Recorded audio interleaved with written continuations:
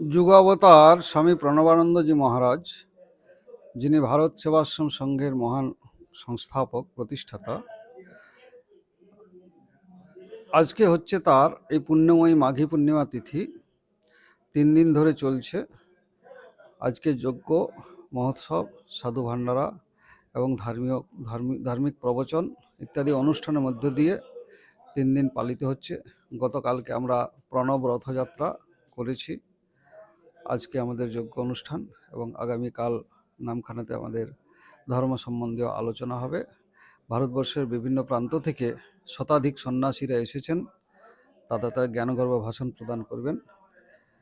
স্বামী প্রণবানন্দজি মহারাজের সেই বেদের কর্মকাণ্ড এবং জ্ঞানকাণ্ড, এর উপরে ভিত্তি করে ভারত সেবাশ্রম সংঘ প্রতিষ্ঠা।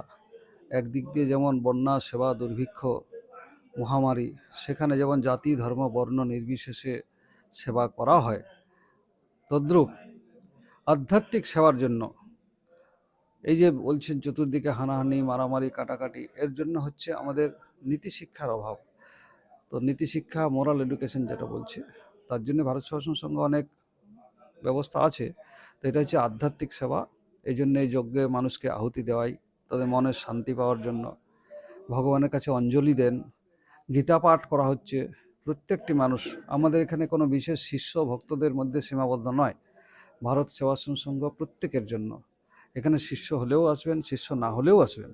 সুতরাং প্রত্যেকে আজকে হাজার হাজার মানুষ আসছেন কেবল ভক্ত স্বামী প্রণবানন্দজি মহারাজের আকর্ষণে। আমাদের ভারতবর্ষ তথা বহির্বিশ্বে 400-500-র অধিক সেন্টার রয়েছে, তার মধ্যে এই কাকদ্বীপ লট নাম্বার 8 একটি অন্যতম সেন্টার। এখানে স্কুল চলে, প্রাইমারি স্কুল, ডাক্তারখানা চলে, পলিক্লিনিক, বিভিন্ন রকম pathological test, ECG, ultrasonography, ECG ইত্যাদি ডাক্তারি যে ব্যাপারটা সেটা রয়েছে। এর সাথে সাথে যাত্রীনিবাস রয়েছে, এই ধরনের সেবা কাজ করে। তো আজকে গুরুমাজির 131তম জন্মতিথি উপলক্ষে প্রতি বছর এটা হয়, আজকে সেই অনুষ্ঠানে আয়োজন করা হয়েছে। এটা কি কেবল শুধুমাত্র এই জায়গাতে না গোটা বিশ্বে, বললাম তো, এটা গুরুমাজির জন্মদিন, স্বামী প্রণবানন্দজি মহারাজের পুণ্যময়ী মাঘী পূর্ণিমার জন্মদিন গোটা বিশ্বে হচ্ছে। তো কেউ 1 দিন, কেউ 2 দিন, কেউ 3 দিন, কেউ বা 7 দিন ধরে অনুষ্ঠান করে। এখানে যেমন আবার 3 দিন ধরে হয়। তো 3 দিন ধরে আজকে হচ্ছে দ্বিতীয় দিন এবং আগামীকাল হবে। তো আচ্ছা সুতরাং 3 দিনের আজকে যা যা মানে অনুষ্ঠান ভক্ত রয়েছে, তো প্রচুর দেখলাম। হ্যাঁ, ভক্ত তো আসবেই। ভক্তদেরকে আহ্বান করা হয়েছে, ভক্তরা তারা এসেছেন, সকাল থেকে হরিনাম করছেন, গীতা পাঠ করছেন। অনেক কীর্তন দল এসেছে, তারা শোভাযাত্রা সহকারে গঙ্গাবাড়ি নিয়ে এসছেন। প্রভাত ফেরি হলো সকালে। প্রভাত ফেরি, হ্যাঁ, গঙ্গাবাড়ি নিয়ে এসছে, মহা অভিষেক হলো। এরকম ধার্মিক অনুষ্ঠান সারাদিন ধরে মুখরিত চলতে থাকবে। থাকবে।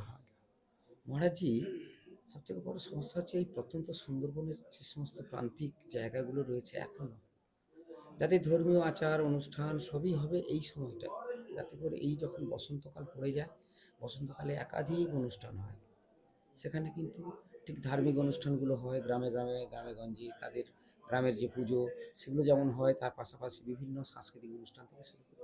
কিন্তু যেটা মূলত এই ভারত সেবা সংঘ দিয়ে থাকে, মানুষকে যে শিক্ষাটা দিয়ে থাকে, সেক্ষেত্রে অনেকটা যেন পিছিয়ে না গ্রাম, প্রত্যন্ত গ্রামের মানুষ। প্রত্যেককে এগিয়ে আসতে হবে না। ভোগবাদের যুগ, বর্তমান দিনে ভোগবাদের যুগ। মানুষের চাওয়া পাওয়া, ব্যক্তিগত স্বার্থের রয়েছে। তার মধ্যে আমরা আমাদের এতদ অঞ্চলে তো খুব একটা সাধু সন্ন্যাসী নেই, অন্তত কয়েকটা কিছু কিছু আমরা গ্রামীণ সেবা কেন্দ্র করেছি, হিন্দু মিলন মন্দির করেছি। সেসব জায়গাতে আপনাদের মতো যারা গৃহী ভাই বোনরা রয়েছেন, তাদেরকে দিয়ে সেই সেন্টারগুলো চালানো হচ্ছে। তো সেক্ষেত্রে মানে বাহ্যিক কার্যক্রমগুলোই বেশি হয়। সেখানে সাপ্তাহিক অধিবেশন, মাসিক অধিবেশন বিভিন্ন রকম করা হয়, যজ্ঞ করা হয়, আমরা মাঝে মধ্যে যাই। এইভাবে চলে, একদিনের জিনিস তো নয়, সনাতন পরম্পরা বরাবর চলতে থাকবে, এই আর কি না, হচ্ছে। সনাতন আদি অন্তে রয়েছে, হ্যাঁ, হ্যাঁ, পরম্পরা চলতে থাকবে। হ্যাঁ, চলতে থাকবে। তো সেক্ষেত্রে এখন আজকের মতন এই অনুষ্ঠানের বসুন। যেটুকু আপনার অনুষ্ঠান আজকে, যদি কোনো সময় মনে হয় যে ভারত সেবা সংঘকে দিয়ে মানুষ, আমি দেখেছি এখান থেকে প্রচুর ছাত্রছাত্রীরা যারা ভিন রাজ্যে, ভিন দেশে, বিভিন্ন জায়গায় তারা এডুকেশনটা নিয়েছে, বিভিন্ন প্রযুক্তির সঙ্গে জড়িয়ে রয়েছে, সেখান থেকে বিভিন্ন কিছু শিখেছে, সবই কিন্তু এই ভারত সেবা সংঘ, তারা কিন্তু তাদেরকে সেইভাবে তৈরি করেছিল। এই অঞ্চলের কম ছাত্র আছে আমাদের বিভিন্ন জায়গাতে, বহু ছেলে চাকরি পেয়ে ভালো ভালো জায়গাতে আছে। বোম্বের অ্যাটমিক রিসার্চ সেন্টারে আছে, আমি দেখেছি, ভাবা অ্যাটমিক রিসার্চ সেন্টার, যেটা বিদেশে আছে। অনেক ছাত্র আমাদের এখানে, তো আমাদের তো এত এত স্কুল কলেজ নেই যে আমরা সবাইকে পড়াতে পারবো, কিন্তু আমরা স্টাইপেন্ডটা দিই।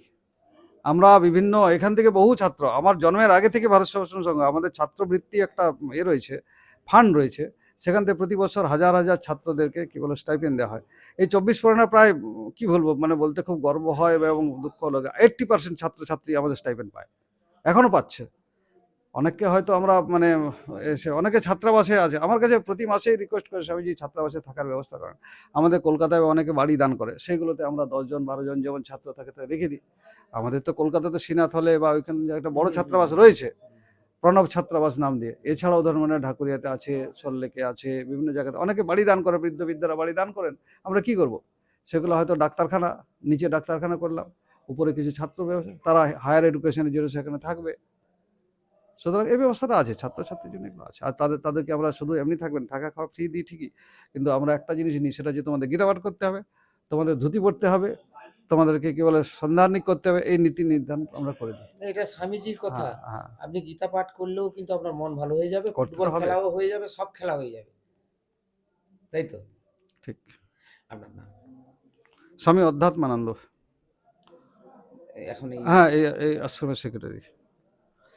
ধন্যবাদ। এতক্ষণ আপনারা কি বলবো, আমি যেটা ভারত সেবা সংঘের তো কোনো তুলনা হয় না, সেটা সবাই দর্শকরা জানেন। আর আমি এতক্ষণ বসে স্বামীজির সঙ্গে দীর্ঘ সময় যেটা আলোচনা, তাদের যে অনুষ্ঠান, তাদের যে কৃষ্টি সৃষ্টি এখনও সাংস্কৃতিক যেভাবে ধারাবাহিকভাবে ধরে রেখেছে, প্রত্যন্ত গ্রামে যারা বসবাস এখনও করে তাদের যে সাংস্কৃতিক অনুষ্ঠানগুলো করে থাকেন, যদি ধর্মীয় ধর্মীয় আচার আচরণ মেনে যদি করে থাকেন, আগামী দিনে মনে হয় সমাজের যে স্তরটা এখনও কলুষিত হয়েছে, সেটাকে হয়তো ফিরিয়ে এনে ধর্মীয় আবেগে যদি ভাসতে থাকেন, তাহলে দেখা যাবে হয়তো সমাজের জায়গায় পৌঁছবে, পৃথিবীর ভারসাম্যটা সঠিক বজায় থাকবে বলে আমার মনে হয়। সবাই ভালো থাকবেন। আগেই পূর্ব ঘোষণা করা হয়েছিল যে 3 তারিখ ফেব্রুয়ারির আমাদের স্বামী প্রণবানন্দ মহারাজজির আবির্ভাব তিথি উপলক্ষে কাকদ্বীপ লর্ড এইড ভারত সেবাশ্রম সংঘে আমাদের গুরু মহারাজ এবং আমাদের কার্তিক মহারাজ, আধ্যাত্মানন্দ মহারাজ প্রত্যেকেই এবং আরও শতাধিক সাধু সন্তরা আজকে এখানে উপস্থিত হয়েছেন। সাধু ভান্ডারা রয়েছে, গীতা পাঠ রয়েছে এবং সর্বোপরি 3টের পরে আমাদের কার্তিক মহারাজ তেনার প্রবচন রাখবেন এবং একটি ধর্মসভার আয়োজন করা হয়েছিল। তার আজকে আপনারা দেখতেই পাচ্ছেন যে আজকে লাইভ করছে ব্রজদা। অসংখ্য ধন্যবাদ যে দাদা এই সমস্ত কার্যক্রমগুলো আজকে কাকদ্বীপবাসীর কাছে তুলে ধরে। আপনারা প্রত্যেকে আসুন, 3টের সময় আমাদের কার্তিক মহারাজ আসছেন, ওনার মূল্যবান প্রবচন আপনারা শুনবেন। এছাড়া আর কি রয়েছে?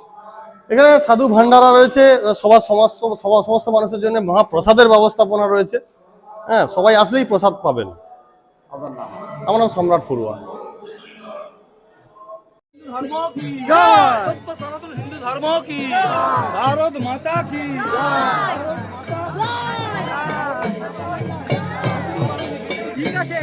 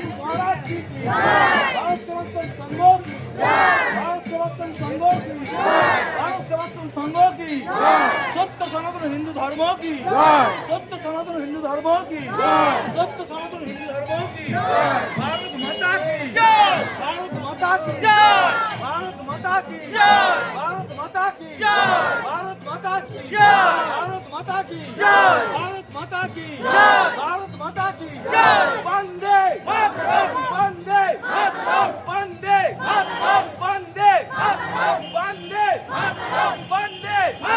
वंदे वंदे भारत माता की, भारत माता की, भारत माता की, भारत माता की, भारत माता की, सत्य सनातन हिंदू धर्म की, भारत सेवाश्रम संघ की, भारत सेवाश्रम संघ की, गुरु महाराज जी की, गुरु महाराज जी की, भारत माता की, भारत माता की, भारत माता की,